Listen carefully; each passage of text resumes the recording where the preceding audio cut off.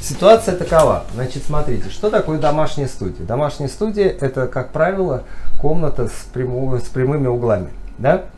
То есть мало у кого найдется, наверное, комната, у которой есть тупые углы и так далее. То есть, как правило, это всегда параллельные плоскости. Причем этих плоскостей 3. Как только у вас есть параллельные плоскости, прямоугольная комната, у вас возникает первая проблема – это стоячие волны. Смотрите, любая прямоугольная комната, у нее 3 измерения, да, то есть есть длина, ширина и высота. Между параллельными плоскостями у вас возникают стоячие волны, и проблема в том, что возникающая стоячая волна, она возникает на половине длины волны, равной длине комнаты. И получается, что у вас в середине комнаты у вас обязательно будет гор.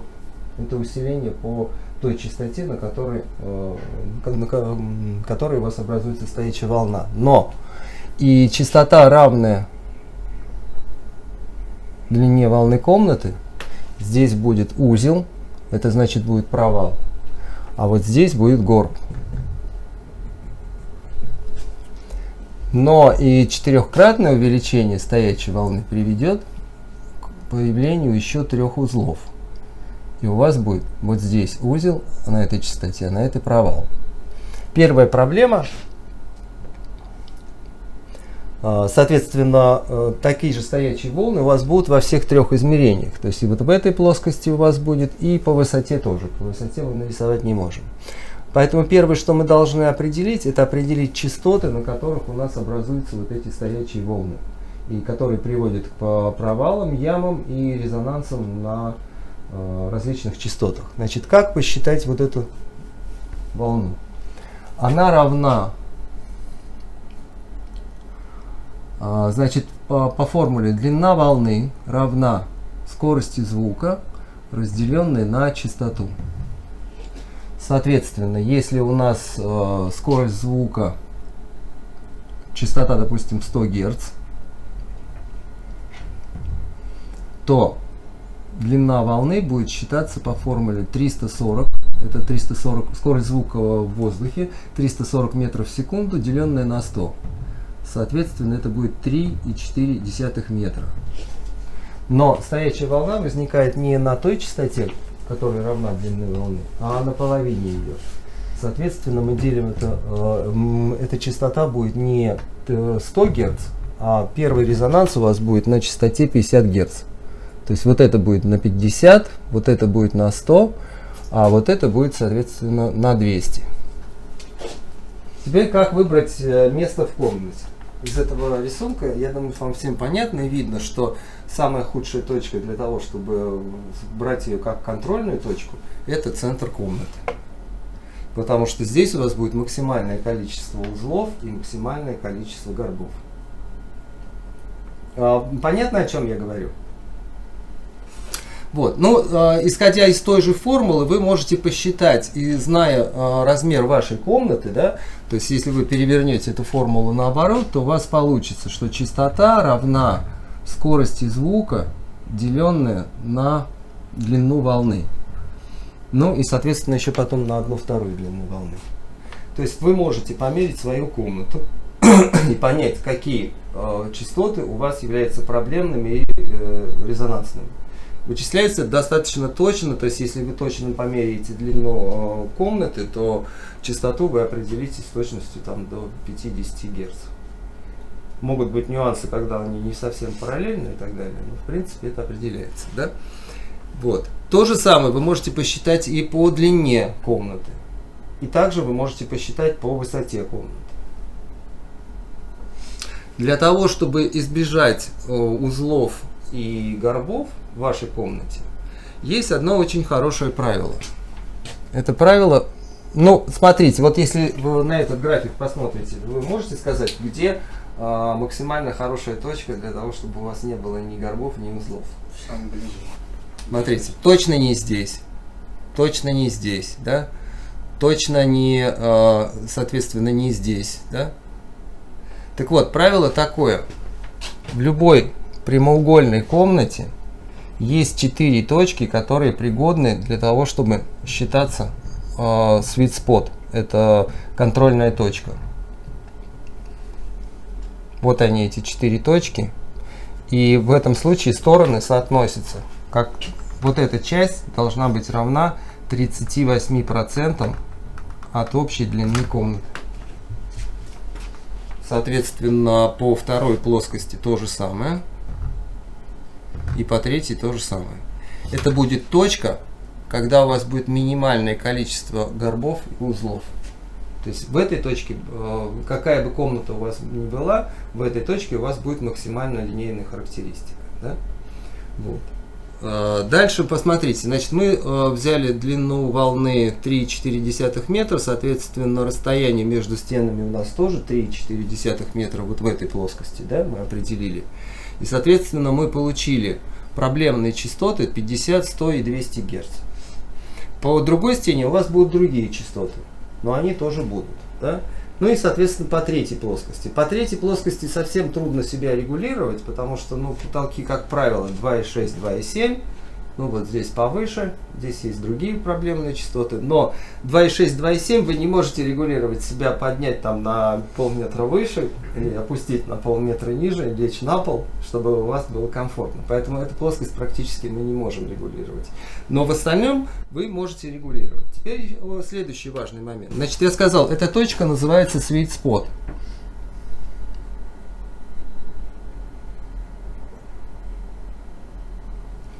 Контрольная точка.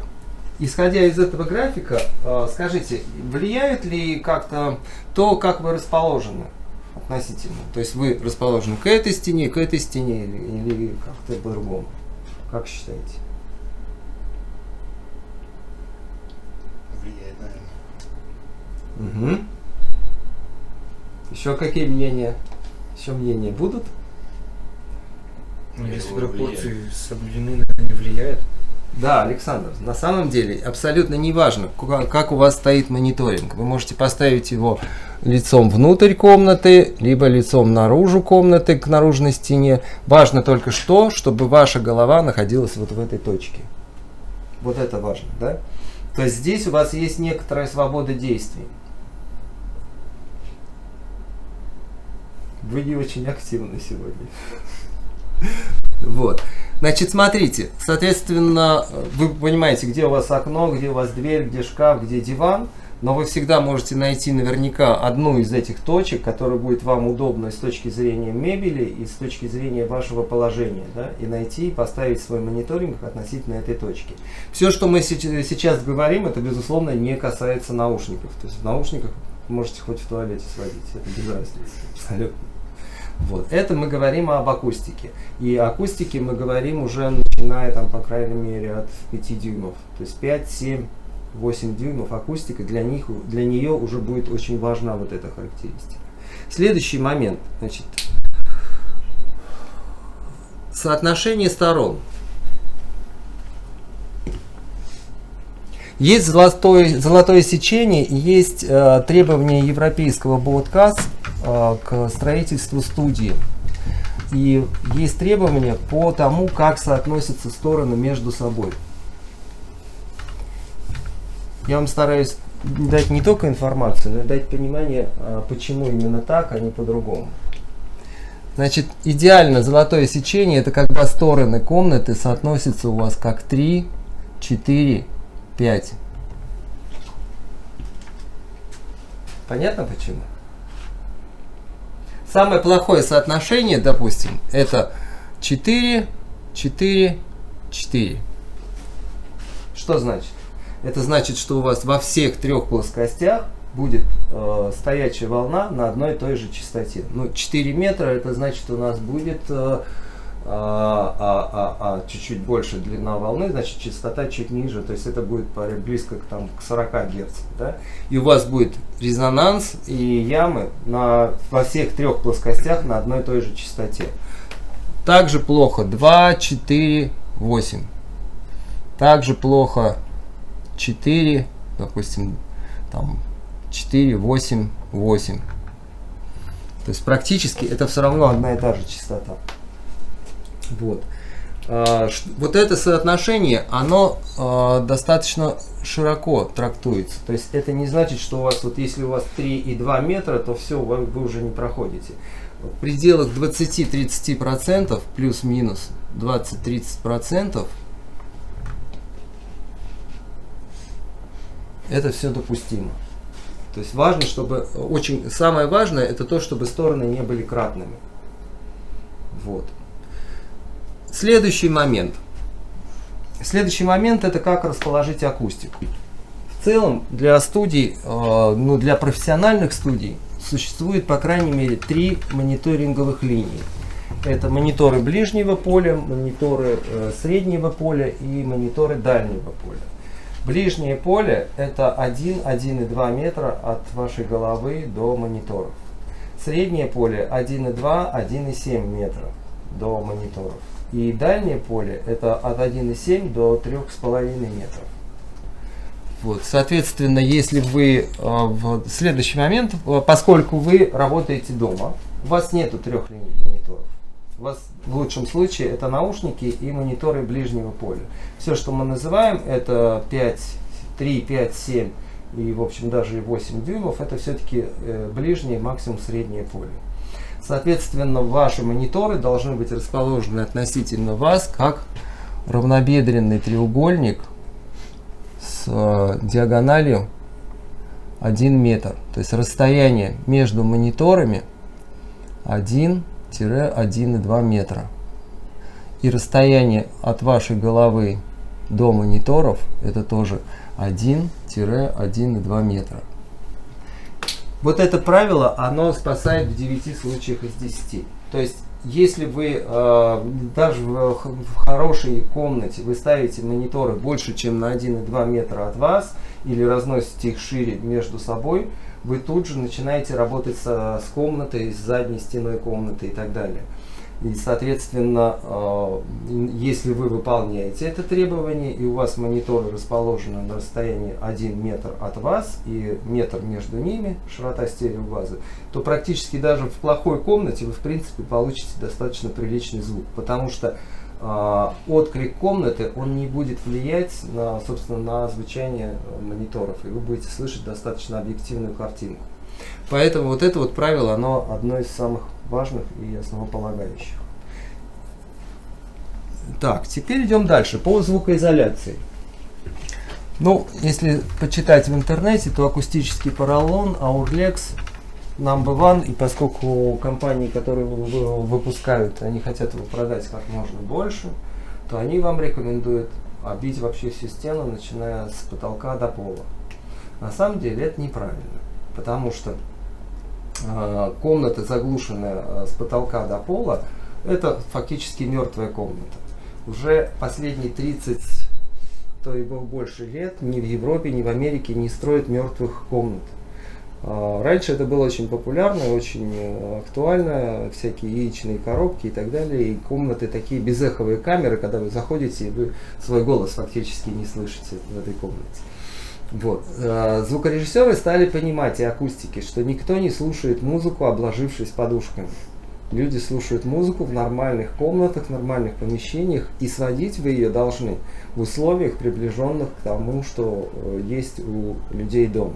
Но, тем не менее, вам нужно соблюдать правила и соблюдать свою объективность, своей картинки, чтобы комната минимально влияла на звук мониторов. Поэтому что важно здесь? Значит, после того, как вы выбрали контрольную точку, вы правильно поставили мониторы, вы расположили их там под фронтальную стену или нет под фронтальную. Это ваша контрольная точка. Предположим, вы поставили мониторы вот таким образом. Да? Первое, что вам нужно, первое, что вам необходимо, это погасить ранние отражения. Это отражение от первичных препятствий, которые максимально сильно влияют на качество звуковоспроизведения и на звучание комнаты. Плюс там могут возникать гребенчатые фильтры, которые меняют тембр звучания акустики. Значит, вам нужно погасить фактически плоскости, наиболее близко прилегающие к вашей контрольной точке. Это плоскость слева и плоскость справа. То же самое касается плоскости сзади мониторов. И если помещение не очень большое, то тыловая стена, она тоже может на это влиять. По сути, вот это вот то, что я нарисовал, это 4 подушки Аурлекса площадью там, 2 на 2 метра. Этого вполне достаточно. Еще, да. Можно, я вот видел, некоторые под мониторы еще ставят такие поролоновые. Ну, Это немножко другое, это подставки, да, это тоже очень хорошая вещь, я вот никак не могу на это разориться, но, видимо, уже давно пора. Вот, подставки, это другое, вы изолируете мониторы относительно плоскости, на которой они стоят. Мы немножко вернемся позже к этому, я об этом не расскажу тоже. Так, теперь, ну, безусловно, у вас остается параллельная стена, это ваш пол и ваш потолок. И здесь у вас будет и пинг-понг дилей, и плюс стоячая волна. Поскольку все-таки это квартира, у вас есть жена, дети, никто вам не позволит оббивать аурлексом верхний потолок, чтобы он был черным. Да? Поэтому оставьте эту плоскость в покое, и ковролин на полу, в принципе, решит все ваши проблемы в данном случае. Ковролин или ковер, ковровое покрытие. Вот. Но, в принципе, если есть возможность, то верхнюю плоскость вот прямо над вашей головой тоже можно сделать такой же квадрат 2 на 2. И этого будет вполне достаточно. Если комната достаточно длинная и мониторы у вас стоят правильно, влияние этой плоскости на воспроизведение для вас оно минимально. Практически оно отсутствует. Опять же, шторы, шкафы, окна и так далее, это все очень... Это полезная вещь для нас. Это хорошо. Да, Максим? Конструкция. Это минимально то, что можно было сделать вот здесь в классе, поскольку у нас вот как бы стоят мониторы здесь и мониторы здесь, и, соответственно, две параллельные плоскости, плюс это обои, и они очень влияют. Но, в принципе, вот этого достаточно. Вот. Теперь, вы знаете, что сейчас очень много выпускается мониторов, у которых фазоинвертор находится сзади. Соответственно, если он находится сзади, то у вас может быть возникать гребенчатый фильтр и сложение фаз за счет отражения от задней стены. Поэтому мониторы с фазоинвертором, их в принципе нельзя ставить ближе 50 сантиметров от стены, а лучше все-таки чуть подальше. Вот. Как работает акустический поролон? Значит, акустический поролон работает эффективно тогда, когда толщина звукопоглощающего слоя она больше или равна половине длины волны на той частоте, на которой вы работаете. Ну, к примеру, да? Значит, если 100 Гц у нас длина волны 3,4 метра, то для 1 кГц длина волны лямбда будет равна 34 сантиметра. Соответственно, половина длины волны, 1/2, да, это 17 сантиметров. То есть тот поролон, который выпускается, 5 и 10 сантиметров, он начнет работать не от 1000, а от 2, от 3 кГц. Но этого, в принципе, достаточно, потому что для нас очень важно, чтобы комната не звенела и не было вот этого звона в районе от 2 и выше и так далее.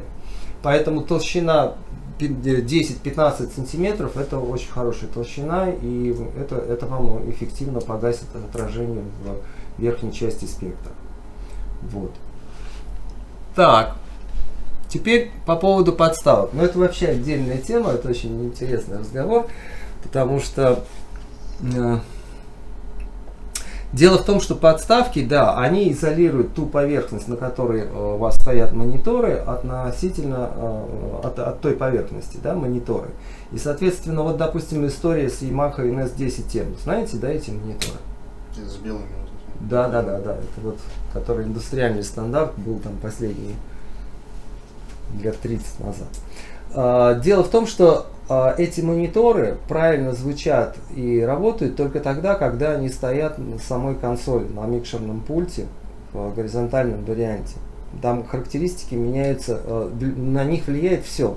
Сама плоскость пульта, она является как низкочастотный резонатор, это раз. То есть это дает им подъем по низким частотам. Второе, отражение от самой консоли, оно меняет характеристику в области в районе 2-3 кГц. Вот. И если вы Yamaha NS10M возьмете, поставите, допустим, на подвесы сверху, то это будут другие уже мониторы. Это не те, которые стоят там. Вот. Я расскажу из своего опыта, то есть я очень много работал на Yamaha NS10M, и очень я привык к их звучанию, и когда я начал работать на Cream Records, у нас было две акустических студии. Одна большая и вторая малая. И там были мониторы Yamaha NS10M. Но при этом, когда я входил в большую, я садился и работал на своих мониторах, на тех, на которых я привык работать. Когда я входил в малую студию, я ничего не понимал, потому что они звучали совершенно по-другому. Мы поменяли усилитель, мы что-то еще поменяли. В результате проблема была в том, что в малой студии было мало места, и они были подвешены на кронштейнах над головой. И все, это уже другой монитор совершенно. Он совершенно не так звучал. Поэтому здесь, в общем-то, очень тонкий подход, индивидуальный. Да? То есть иногда плоскость, на которой стоят мониторы, она как раз помогает и хорошо работает именно на звучании мониторов. То есть если вы те же мониторы поставите на стойке, то вы их не узнаете. Вот, поэтому здесь надо подходить индивидуально, как вам, собственно, привычнее, как вам больше нравится. Хотя, в принципе, да, рекомендуется изолировать, но это не всегда хорошо. Но вот для Адамов это хорошо, потому что, в принципе, Адам акустика достаточно мягкая и с бархатным низом, плюс этот низ достаточно инертный. И если вы ставите его на плоскость, то его становится еще больше, и он становится еще более инертным. Если вы Адам ставите на кронштейны, то он звучит так, как его задумали в Германии на производстве. Я хочу провести небольшую экскурсию по студии, расскажу, как она построена, как спроектирована. Мы зайдем, посмотрим акустическую студию А, студию Б. В общем, погуляем немножко. Ну, со студией А вы уже более-менее знакомы. А теперь мы идем в холл. Здесь у нас место аранжировщика. Такой небольшой стол, тут клавишные, вот такая мордашка, очень интересная. Это наш холл, сейчас мы находимся в холле, это вход в студию. Дальше идет зона отдыха, кулер, все, что необходимо. Вообще геометрия у студии достаточно сложная. Студия была построена в 2018 году. По моему проекту. Раньше здесь находилось офисное помещение, и у нас была такая проблема. Вот за этой стеной у нас вентиляционная, и там постоянно работают вентиляторы.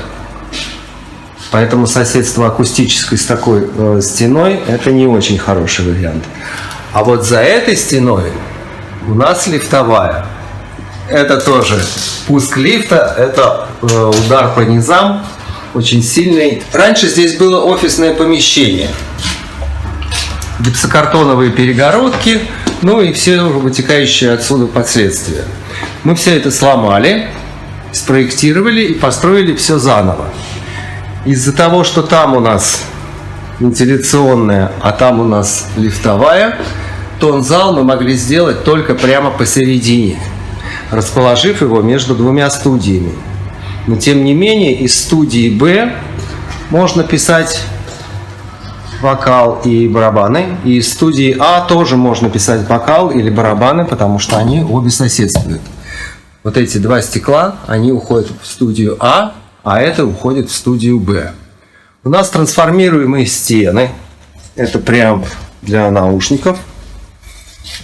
Это наш красавец Moog Prodigy. И вот такой прекрасный вид из окна у нас может быть на Москву. И, соответственно, эти стены мы можем трансформировать, мы можем их открывать и закрывать. И таким образом менять акустику студии. Делать ее более заглушенной или, наоборот, более воздушной. Комбики, хардки, басовый, гитарный Fender, Marshall. Еще есть вот такой вот Orange и Mesa. Ну, Mesa очень хорошо звучит, очень интересно. Всего в этой студии 3 патчбэй. Первая патчбэй основная, она для записи барабанов. Вот эта. Она уходит под полом. Здесь у нас плавающие полы. Мы вынуждены были делать это из-за лифтовой и из-за вентиляции. Вот здесь идет мультикор, и он уходит в студию А Ну, кое-как вы его сможете увидеть. Вот он, вот он мультикор. Вторая патчбэй для записи вокала, чтобы не тянуть через всю комнату провода. Здесь патчбэй на 2 микрофона и на 2 пары наушников. Всего 4 канала. Микрофон Neumann 147, это основной вокальный микрофон, который мы используем. Вот. И третья патчбэй, она уходит в студию B. Она у нас на 16 каналов. И, соответственно, она уходит туда. Тут мы можем писать и дикторов, и вокал, и барабаны в том числе. Вот такая геометрия. Ну, надеюсь, вам было все это видно. Сейчас я вам покажу еще наши потолки, стены, геометрия. Акустика очень симпатична. Вот на акустической гитаре очень красиво писать саму комнату, чтобы комнату было слышно. И это интересно. Дальше мы выходим в лаунж-зону. Вход в студию B со стороны лаунж-зоны. Она также примыкает к акустической комнате. Здесь у нас есть еще одно окно, из которого мы можем видеть артиста, который там записывается. Сейчас мы входим в студию B. Она у нас совмещена как аранжировочная, так и студия для записи. По оборудованию здесь консоль SSL Oxford X-Logic на 24 канала. То есть мы можем делать полноценное аналоговое сведение на 24 канала. Есть вот такой X-Rack, в котором есть эквалайзеры белой серии 3 штуки, черной серии 3 штуки, но вы видели их в виде плагинов. И 2 компрессора SSL-евских. Плюс бас-компрессор SSL Solid State Logic. Этот компрессор стоит на мастер-шине в консолях SSL белой серии. Exciter. Это более современная, более свежая модель по отношению к той, которую мы видели в студии B. Такой же финалайзер. TC Electronics M3000. TC Electronics D2 дилей машина, тоже вы ее видели. Очень интересный прибор, это дистрессор. Он у нас в единственном экземпляре, к сожалению, но поковыряться с ним можно, очень увлекательно. Плюс есть еще 2 компрессора, это DBX 1066, уже вам знакомый, и DBX 266 XL. Преампы. Преампы используются нифовские. Преампы используются тоже SSL, той же серии X-Logic. Это оцифровщик, ADD-конвертер. И еще есть 2 преампа. Один Universal Audio 610 и TG2. Тоже преамп. По акустике. Adam A7X – это ближнее поле. И среднее поле Genelec 1032. Это одна из моих любимейших акустик. Мне очень нравится ее звук. Очень ясный, четкий, понятный звук. Соответственно, вокальная. Там у нас находится артист. И мы его можем записывать. Ну, плюс есть еще клавишные. Yamaha. Это полноценная, полновзвешенная клавиатура. 88 клавиш. И, соответственно, Steinberg преамп еще один. Ну вот, сегодня я вам рассказал о студии B. Надеюсь, это было вам полезно, интересно. Всем пока. Всем хороших миксов. Пока.